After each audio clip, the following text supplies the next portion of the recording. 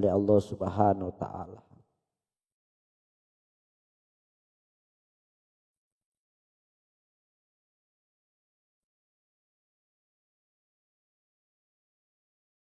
Rasulullah Shallallahu Alaihi Wasallam telah menggambarkan bahwa menjelang akhir zaman akan datang masa penuh fitnah. Fitnah datang bukan sekedar mengetuk pintu, tetapi kadang mendobrak jendela, masuk tanpa permisi, lalu duduk santai di ruang keluarga. Subhanallah. Mudah-mudahan anak cucu kita, keluarga kita diselamatkan oleh Allah Subhanahu wa taala. Hari ini kita menyaksikan kebenaran sering dianggap aneh. Sesuatu yang benar, sesuatu yang bernilai agama dianggap aneh. Sementara kebatilan dipoles, dikemas hingga tampak mempesona. Suatu contoh, orang jujur dicurigai, orang licik justru dieluk-elukan.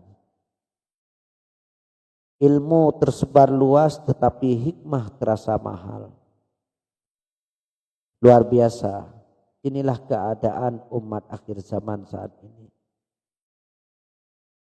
Maka jamaah yang dirahmati Allah Subhanahu wa taala, salah satu kerisauan terbesar di akhir zaman adalah rapuhnya hati manusia. Banyak orang lambat laun sedikit demi sedikit meninggalkan agama dan melupakan perintah-perintahnya Allah Subhanahu wa taala. Terlalu sibuk dengan hal-hal duniawi, terlalu sibuk dengan hal-hal teknologi.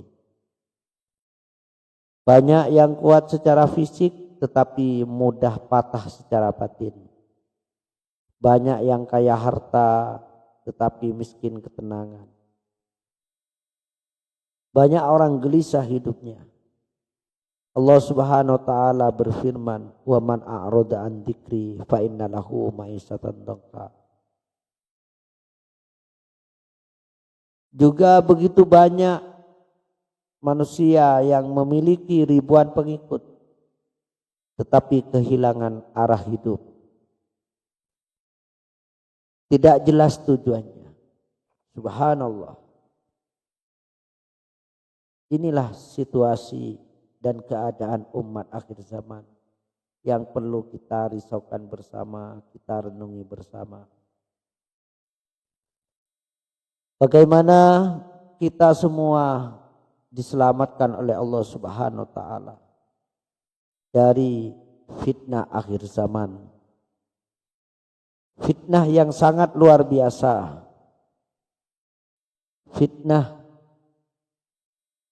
yang menyibukkan diri kita sehingga kita lambat laun, tambah lama, tambah usia, tambah jauh dan kepada Allah Subhanahu wa taala. Dulu Rasulullah sallallahu alaihi wasallam pernah bersabda yang artinya akan datang suatu masa orang yang berpegang teguh pada agamanya seperti menggenggam bara api. Naudzubillah. Inilah sekarang banyak orang yang merasa malu berpegang teguh kepada agama. Agama sudah mulai dilupakan. Kalau kita berpegang agama seakan-akan kita menggenggam bara. Artinya kalau bekerja tanpa agama begitupun berpakaian dengan model agama Islam, agama yang diridhai Allah, merasa malu gitu. Bahkan yang lebih dari itu tidak mau dengan pakaian-pakaian agama, pakaian yang diridhai Allah Subhanahu wa taala. Dianggap apa? kurang modern kalau tidak berpakaian yang mengumbar maksiat. Naudzubillah, mudah-mudahan anak cucu kita, keluarga kita dijaga oleh Allah Subhanahu wa taala. Itulah situasi di akhir zaman, orang yang berpegang teguh kepada agama laksana menggenggam bara api. Hampir tidak kuat. Hampir merasa tidak kuat. Hadis tentang ini, tentang suatu masa yang berpegang teguh pada agama seperti menggenggam bara api ini, bukan sekedar kalimat. Ini adalah potret zaman kita. Zaman saat ini, zaman yang kita sama lalui bersama. Bahkan menjaga sholat tepat waktu terasa berat. Apalagi sholat berjamaah. Luar biasa, sangat berat. Menundukkan pandangan menjadi perjuangan. Menjaga lisan di era media sosial lebih sulit daripada menjaga pintu bendungan saat musim banjir. Luar biasa. Inilah situasi di akhir zaman yang kita lalui bersama saat ini. Siapapun akan merasakan seperti itu. Setiap hari mata kita dibombardir dengan maksiat. Banyak orang sudah berpakaian, tapi hakikatnya tidak berpakaian yang menutup aurat. Telinga kita dijejali berita yang melelahkan. Pikiran kita dipenuhi kekhawatiran.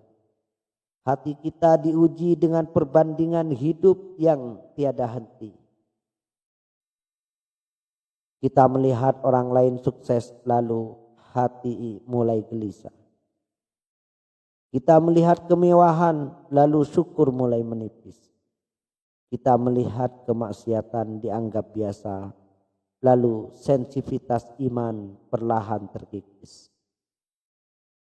Jamaah yang dirahmati Allah Subhanahu wa taala, kerisauan lain adalah rusaknya ukuran keberhasilan.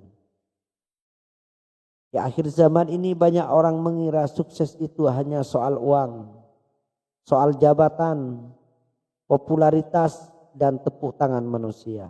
Padahal keberhasilan yang sesungguhnya, kesuksesan yang sesungguhnya, kesuksesan yang sejati adalah ketika Allah Subhanahu wa taala ridho kepada kita.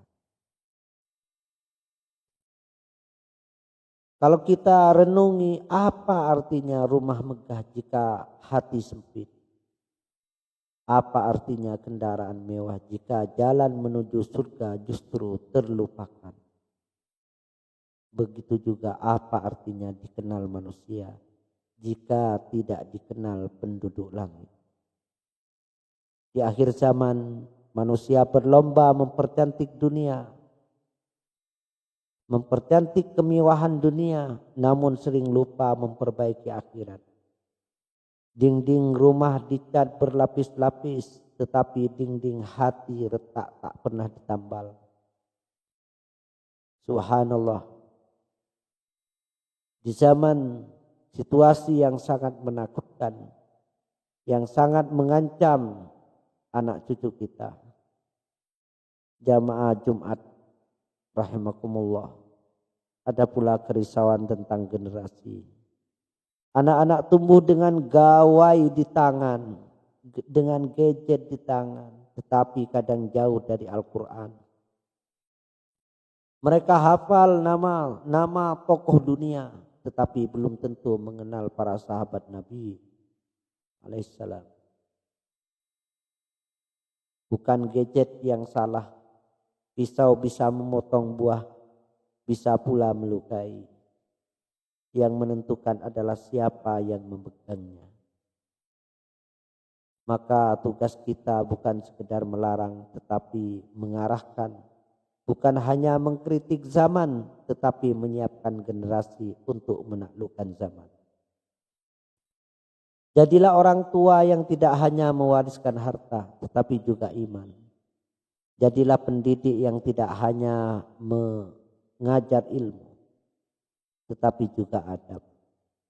Jadilah teladan karena anak-anak lebih suka meniru daripada mendengar.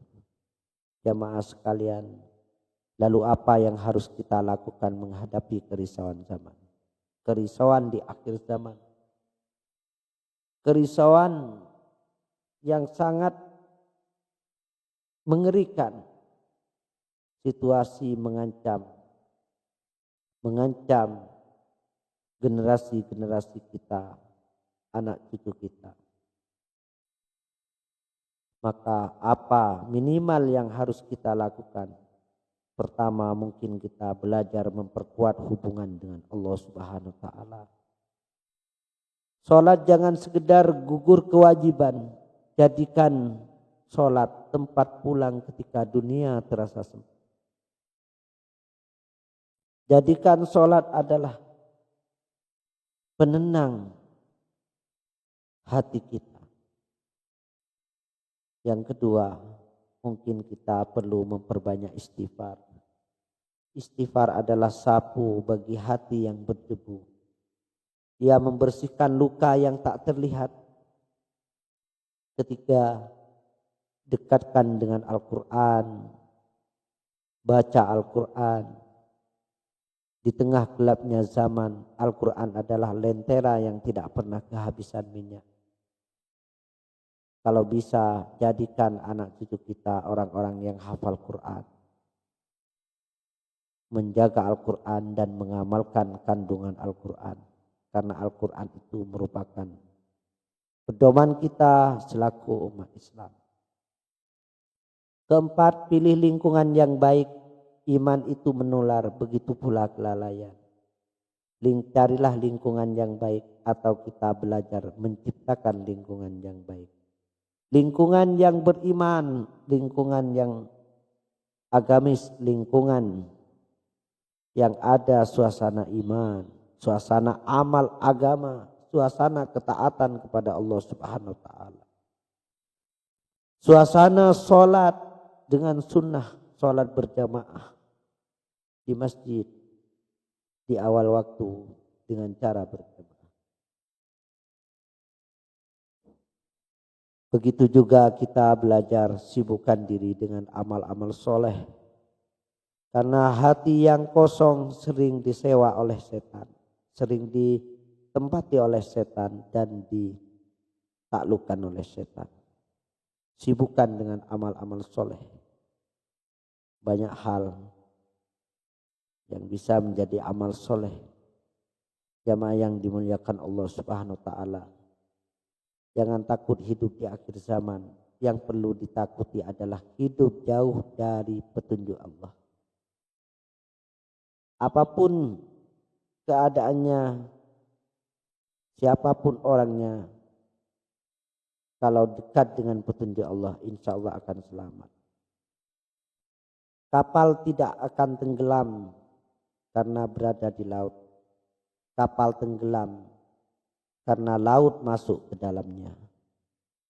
Kita boleh hidup di tengah dunia, tetapi jangan biarkan dunia tinggal di dalam hati kita. Hubud dunia. Senantiasa berpikir tentang materi. Semuanya berpikir tentang materi sehingga melupakan akhirat. Tetaplah menjadi muslim yang kokoh. Tetaplah menjadi penyeru kebaikan. Tetaplah menjadi cahaya walaupun hanya sedikit atau setetes. Sebab satu lilin mampu menantang gelap satu ruangan. Semoga Allah Subhanahu wa taala menjaga iman kita, keluarga kita dan generasi kita hingga akhir hayat kita. Rabbana atina fid dunya hasanah wa fil akhirati hasanah wa qina adzabannar. Mungkin ini saja yang bisa disampaikan. Kurang lebihnya mohon maaf apabila benarnya datang dari Allah. Apabila ada kekeliruannya itu atas kebodohan saya sendiri. Sempurnanya kita tutup dengan doa kafaratul majlis.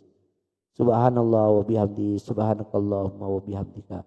Asyhadu an la ilaha illa anta wa astaghfiruka wa atubu ilaik. Wassalamualaikum warahmatullahi wabarakatuh.